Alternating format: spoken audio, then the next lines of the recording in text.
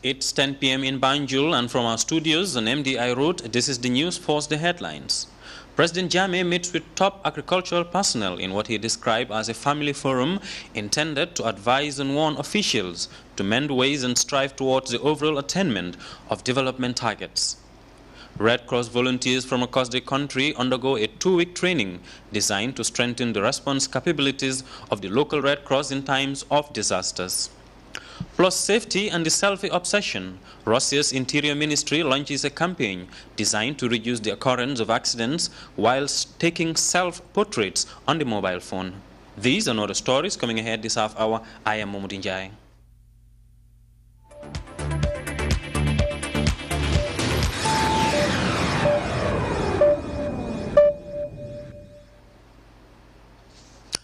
Reverend Jesse Jackson, Sr., founder and president of the Rainbow Pulse Coalition, USA, has written a letter of appreciation to His Excellency, the President of the Republic of the Gambia, Sheikh Professor Alhaji Dr. Yahya AJJ Jammeh Babili Mansa, on pardoning 85 prisoners during the holy month of Ramadan, and the letter reads, "Dear President Jammeh, I want to express my heartfelt appreciation of your moral courage and humanitarian gesture in pardoning 85 prisoners during the holy month of Ramadan.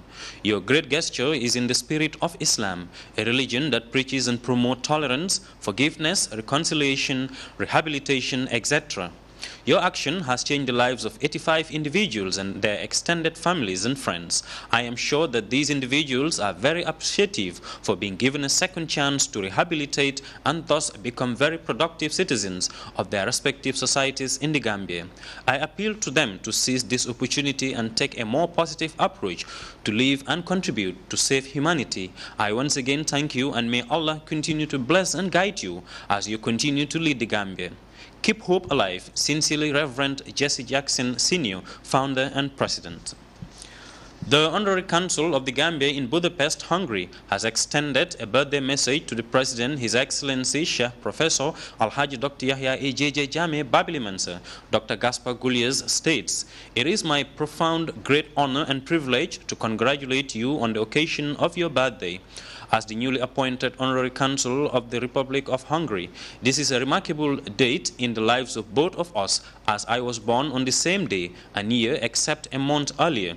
I kindly ask you to accept a small milestone from the Hungarian history, a copy of the Hungarian crown that gave a lot of challenge and spirit to the Hungarian nation. I wish that it will have the same effect on you and your beloved family and the country at large, the Gambia. I would like to take this opportunity to wish you good health and success for the coming years." Birthday message from Aja Mariama Sidibe Drame reads, "On this very special birthday, which coincides with the Gambia's 50th independence anniversary, I have the singular honor and privilege to wish you a very happy and joyous 50th birthday. On behalf of the member of the National Federation of the Gambian Women in France and on my own behalf, we offer our prayers so that the Almighty Allah will continue to shower upon you abundant blessings for good health, happiness, prosperity, and peace." The President of the Republic of the Gambia, His Excellency Sheikh Professor Alhaji Dr. Yahya AJJ Jammeh Babili Mansa, has warned top agriculture officials that it would not be business as usual anymore as far as agricultural development in the Gambia is concerned. Professor Jammeh was speaking at the State House Wednesday evening after meeting with top agriculture officials in what he described as a family meeting intended to advise and warn officials to mend ways and strive towards the overall attainment of development targets. Mamadou Diallo reports. It was a meeting that sought to transform the Ministry of Agriculture at a time when the Gambia, under the visionary leadership of Professor Jammeh, is well on the path to attaining national food self-sufficiency. Top officials of the Ministry of Agriculture attended the meeting, which also drew cabinet ministers as well. The ministry continues to come under the sharp scrutiny of the President, His Excellency Sheikh Professor Alhaji Dr. Yahya Jammeh Babili Mansa, who has now brought it under him. Agriculture over the years has benefited from numerous multi-million-dollar projects, which unfortunately have not attained the desired results. Instead, many projects have collapsed after the project cycle, with beneficiary communities unable to sustain it, thus having little effect on the lives and livelihoods of local farmers. The only people who seem to benefit from the fruits of such projects have been officials supervising or implementing them. The situation has reached a point where the president has had enough and summoned what he called a family meeting to discuss and warn officials that it will not be business as usual anymore at the Agriculture Ministry.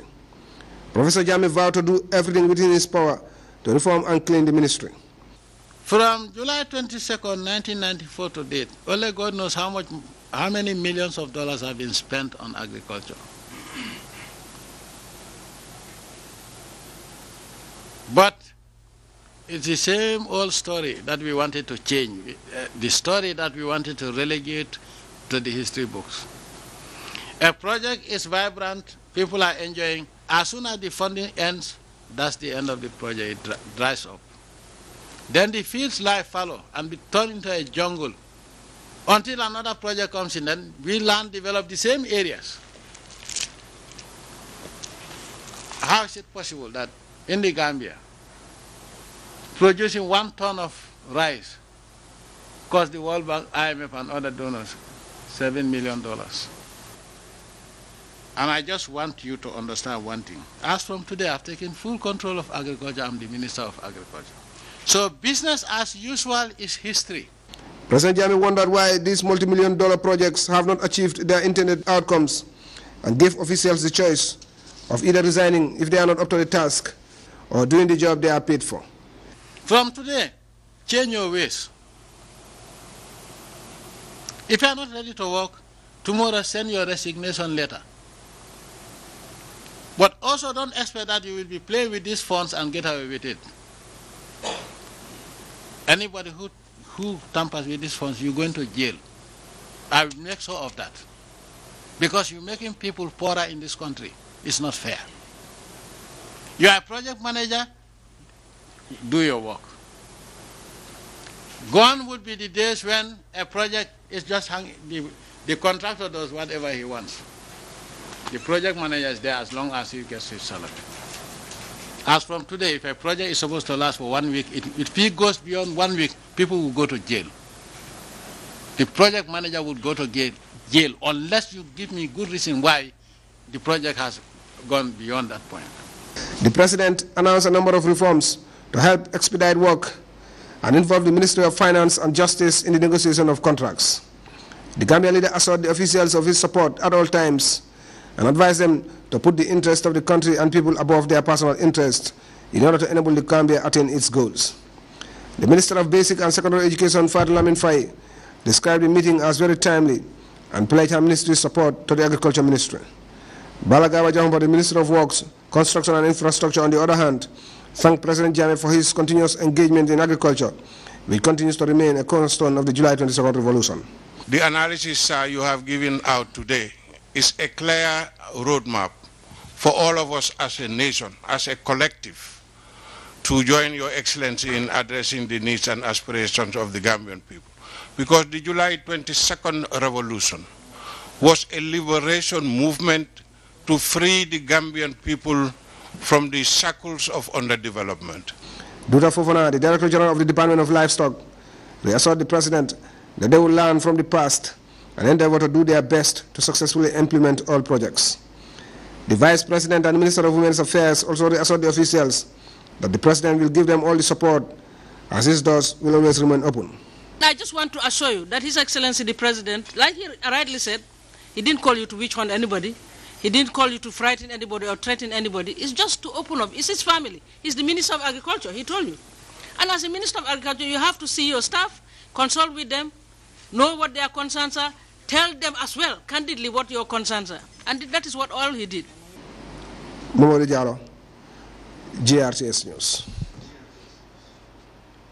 Highlights of that meeting between the President and senior agricultural officials will air on GRTS tomorrow. The general public may recall that in observance of the holy month of Ramadan, His Excellency, the President of the Republic, Sheikh Professor Alhaji Dr. Yahya A.J.J. Jammeh Babilimans, pardoned 85 convict of convicted prisoners. Accordingly, the prisoners who benefited from this benevolence were released. The general public is hereby informed that during the process of releasing the pardoned prisoners, some prisoners were mistakenly released due to the similarity in names. However, those prisoners, according to a press release from the Ministry of the Interior, were rearrested to ensure that they complete their remaining term in prison. The Gambia Prison Service wishes to seize this opportunity to apologize to the prisoners and their families for any inconvenience this may have caused. Farmers across the country are gearing up for the farming season, with many already in the middle of the planting period, while personnel of the Gambia Armed Forces were also in high spirits when they descended on their Yundum farm for a pre-planting clearing. Power SMCC reports. Yes, and with a high sense of commitment, security personnel from across the various security units had on Wednesday descended on their vast land at Yundum for clearing. It was about getting back to the HE call 2016, because what they have decided is security forces also to look a place whereby they can be able to do something helping the nation, helping the big man, because what they have said is whatever is generated here is going back to the Gambian people. So instead of going to Kanilai, working at Kanilai, it's better they look for their own area, which they can put something which can help the Gambian people.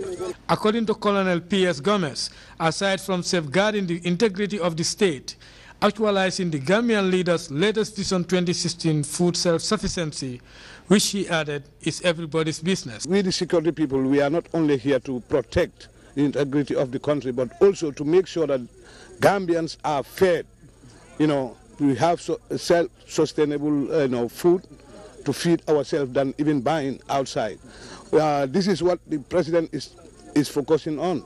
We want to have our own food that we will eat, and even up to the extent of exporting it to the nearby countries, our neighbors. The farm manager of West Coast Region, Captain Jibril Jame, explains the different varieties of food crops to be cultivated on this farm. We will be having finde, we have groundnut, and then goose. Now the security forces, all here present, are here to clear the land, which belongs to us, because what we are going to grow here will not only go to the president, but it's coming back to the entire Gambian people. So the security forces are here to set an example so that other Gambian citizens will also follow up. They have come together to join the populace to continue their quota to the realization of the latest vision set forth by His Excellency, said Professor Alhaji Dr. Yaya AJJ Jammeh Babil Mansa, assuring Gambians of their resolve to effectively partake in the crusade against food insecurity. Buba SMCC, GRTS. A 12-day training on national disaster response is underway at a local hotel. The training, which is organized for Red Cross volunteers across the country, is aimed at strengthening the response capacity of the Gambia Red Cross Society and its partners in terms of disaster responses. As Sukaita reports, the program was organized by the Gambia Red Cross Society in collaboration with the Senegalese Red Cross Society and funded by the British Red Cross. The National Disaster Response Team training for Red Cross volunteers on cash transfer program, food security assessment and NDRT tools in the Gambia. The capacity enhancement program supported by the British Red Cross Society seeks to strengthen the response capacity of the Gambia Red Cross Society and its partners in terms of disaster response with particular focus on food insecurity responses. The first objective of this training is to share the experience and knowledge built on Senegalese Red Cross last year with our twin national societies and help them to enable the activities of the emergency appeal. We're very happy to be supporting this training, which I think is an important strengthening of the Gambian Red Cross's existing capacities, with a particular focus from the technical side on food security, nutrition, livelihoods and also cash transfer programming.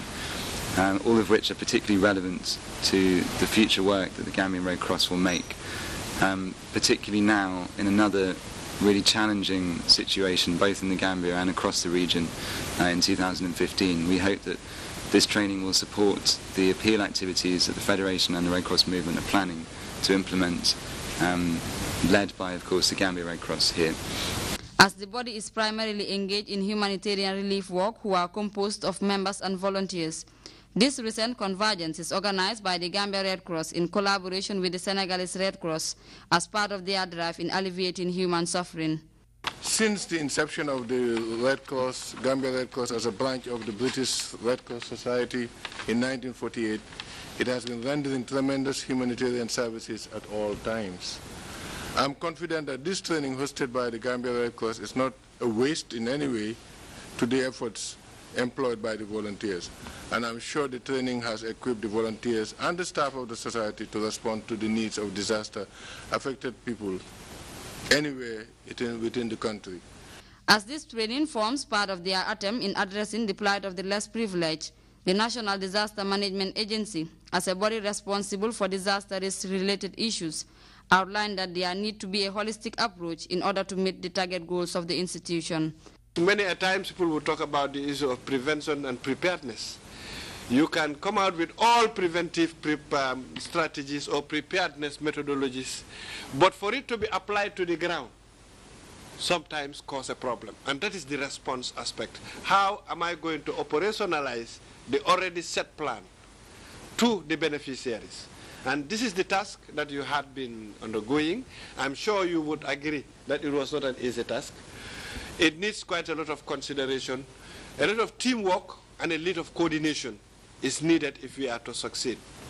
With this recent convergence expected to provide volunteers with the requisite knowledge in disaster response, the international body is said to be committed to providing relevant and timely humanitarian services to vulnerable communities now and in the future. Aissatou Keita, GRTS.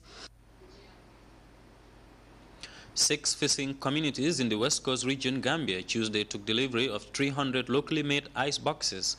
The development came courtesy of the National Soil Fishery Co-Management Committee. We have more in this report prepared by Etienne Silva. Fishing is an important activity to both the country's economy and the livelihoods of the fisher folk. The sector contributes significantly to the country's GDP. With all the importance attached, its proper use and sustainability continues to be a concern to those taking part in this domain.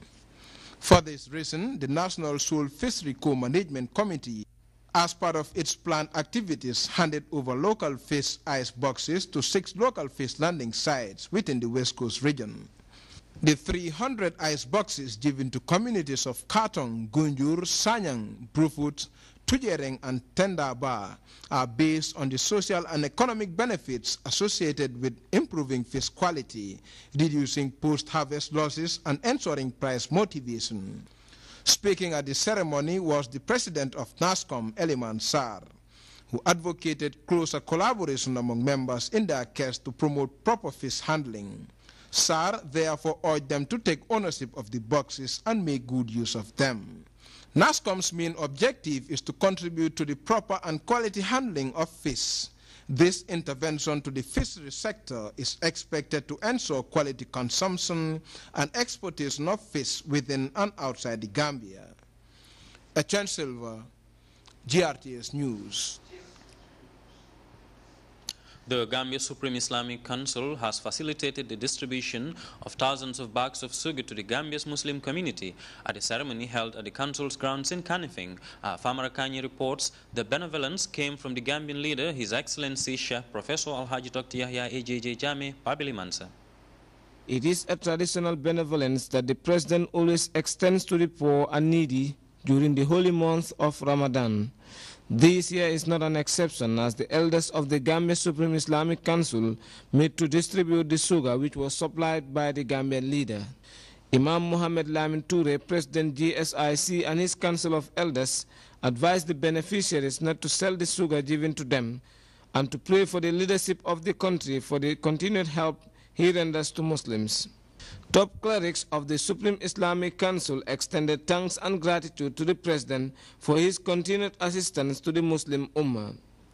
The sugar was distributed to all the regions of the country for onward delivery to the needy, and some part of it to individuals who are in their need of assistance. For GRTS News, I am Famara Kani. The National Environment Agency, NEA, wishes to inform the general public that the ban on the manufacturing, importation, retailing and use of plastic bags in the Gambia still holds and has been in effect since July 1, 2015. The NEA, in collaboration with the Enforcement Task Team and other stakeholders, are making sure that the enforcement of the ban is implemented and without any compromise. All residents of this country are urged to cooperate and support the ban. A media dispatch from the NEA says the general public, particularly individuals, businesses and companies engaged in the manufacturing and trading of plastic bags, are urged to declare to the National Environment Agency the types and quantities of all plastic bags in their possession with immediate effect at the agency's headquarters, Jimpex Road, Canifing, or at regional level, the release says. The general public can report to the regional offices in Basse, Jenjambure, Mansakonko, Kerewan and Birkama. The release concludes. We'll be back with news from outside the Gambia after the short break. Stay tuned.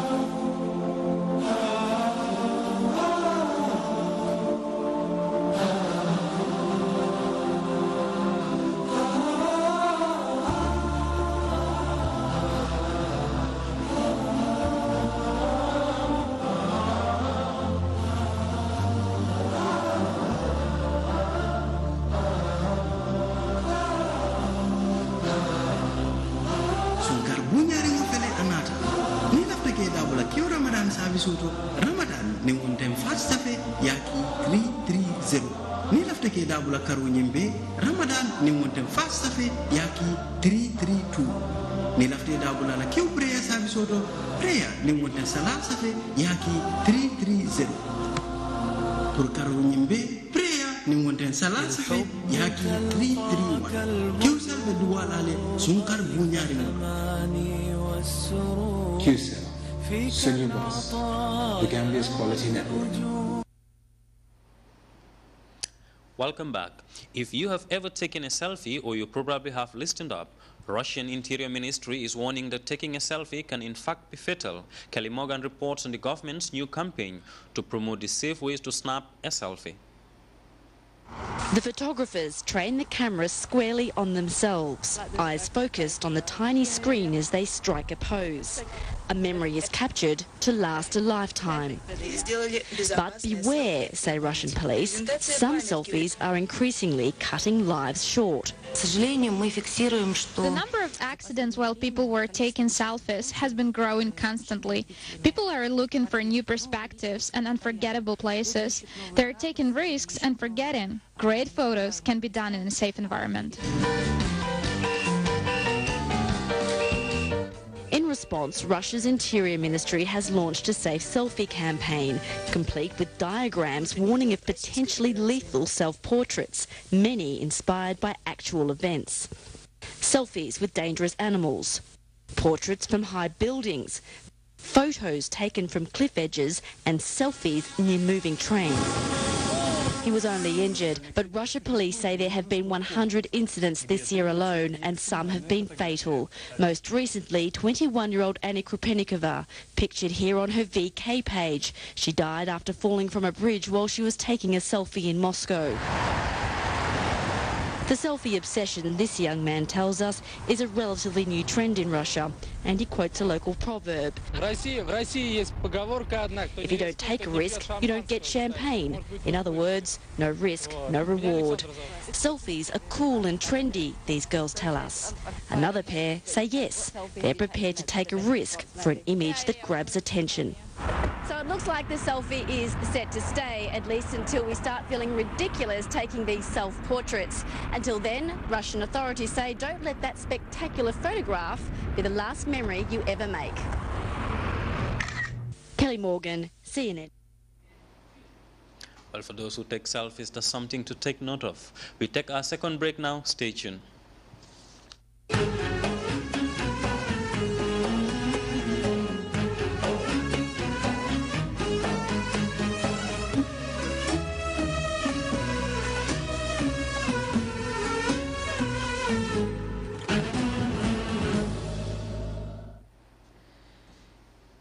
Welcome back. We now go with the weather update thanks to the Central Forecast Office.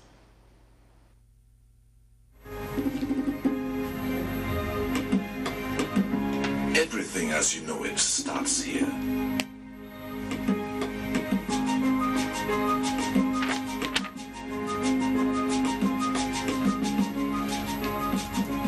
That simple promise of a harvest after planting is nature's service to the community that you and I are a part of. We carry on bonding and sharing because the feeling to serve is mutual. But that promise between us, the sun and the land, is what gives us the hope to carry on. And as it was in the beginning, we started with a belief to serve.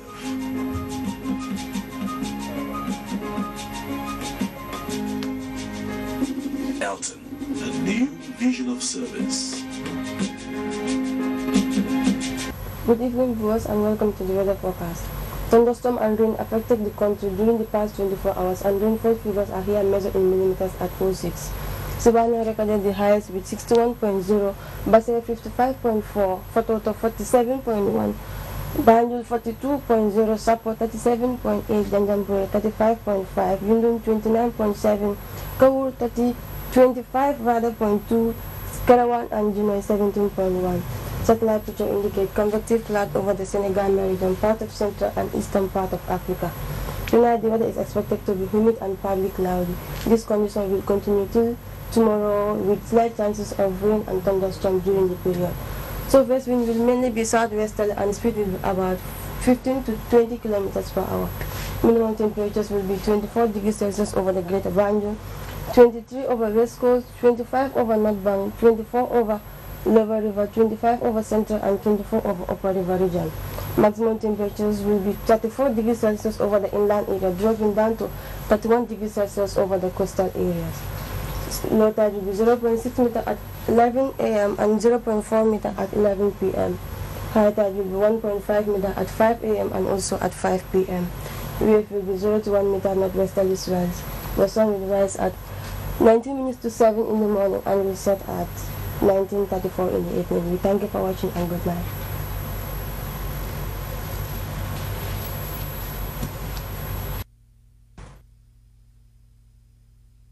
For that weather update from the Central Forecast. And before we take leave of you, a recap of the day's main stories. President Jammeh has met with top agricultural officials in what he described as a family forum intended to advise and warn officials to mend ways and strive towards the overall attainment of development targets. Red Cross volunteers from across the country are undergoing a 2-week training designed to strengthen the response capabilities of the local Red Cross in times of disasters. Plus safety and the selfie obsession, Russia's Interior Ministry launches a campaign designed to reduce the occurrence of accidents whilst taking selfie portraits. Well, that was all in this edition of the News at 10. Thanks for the pleasure of your company. Do stay with GRTS and enjoy the rest of our interesting programs. Bye-bye.